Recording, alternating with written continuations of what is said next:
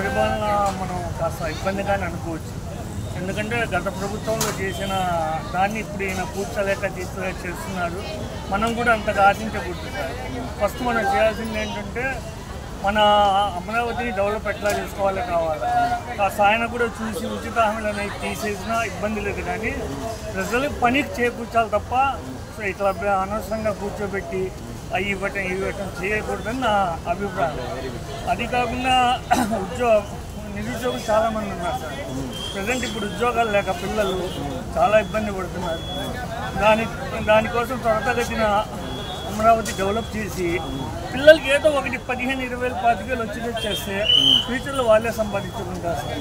కాస్త అతను కూడా ఆలోచించి వాళ్ళు కూడా మంచిగా చేసి అమరావతిని విజిట్ చేస్తున్నారు. ఇప్పుడు ఆ గెజిట్ కూడా త్వరగా ఈ గవర్నమెంట్లోనే అయిపోతే ఏ గవర్నమెంట్ వచ్చినా నెక్స్ట్ మన వాళ్ళకి ఇబ్బంది ఉంటుంది. ఇప్పుడు ఆయన లెక్కన వీళ్ళ లెక్కన వాళ్ళు అని మార్చుకుంటూ వెళ్ళడానికి ఛాన్స్ ఉండకుండా ఉంటాయి.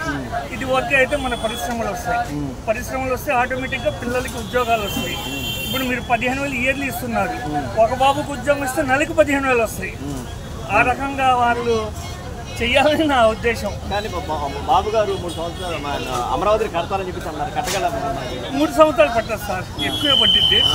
ముందు మేజర్ అనేది ఒక పర్టికులర్గా ఒక స్టేటస్ అనేది కనబడితే ఆటోమేటిక్గా ఏదైనా నెక్స్ట్ గవర్నమెంట్ ఏదైనా చేయొచ్చు సార్.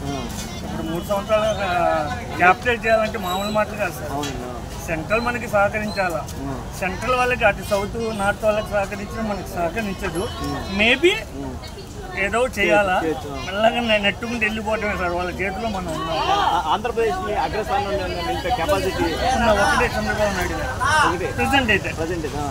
ఇప్పుడు ఆ తర్వాత ఏమో చెప్పలేము, కానీ మిగతా క్యాడర్ మొత్తం అంతగా లేదు. డెవలప్ చేయాలంటే ఆయన ఒక్కళ్ళే.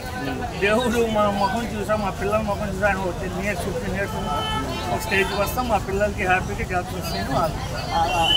అదేవిధంగా చూస్తే రోడ్లు ఎలా ఉన్నారు, రోడ్ల పరిస్థితి ప్రెసిడెంట్ ఇప్పుడు బాగా చేస్తున్నారు సార్. ఫస్ట్ లేని గుంతలు ఉన్న రోడ్లని కాస్త చూస్తే బెటర్ దానికన్నా ఇప్పుడు కాస్త పర్వాలేదు, బాగానే ఉన్నాయి చేస్తున్నాడు. కానీ వీళ్ళ దగ్గర స్టడీ లేదు సార్.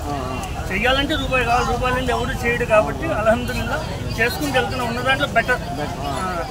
అది మాత్రం బాబు వల్లే అవుతుంది. బాబు గారి వల్లే development, only administration government only Babu గారు. బాబు అంటే చంద్రబాబు గారు. అభివృద్ధి అంటే బాబు గారు అంతే. అభివృద్ధి అంటేనే బాబు గారు అంటే ఆయనతోనే సాధ్యం. ఇది కూడా సుపరిపాలన కానీ ఏదైనా కానీ డెవలప్మెంట్ కానీ క్యాపిటల్ కానీ కట్టాలంటే ఆయన హిస్టరీ. ఆ రోజు సైబరాబాద్ని 2020లో చూద్దామన్నారు, ఈరోజు దీనికి 2040లో అంటున్నారు. 47 అన్నారు. ఇదే కనుకైతే 47లో మనకి హైదరాబాద్ లెక్కనే.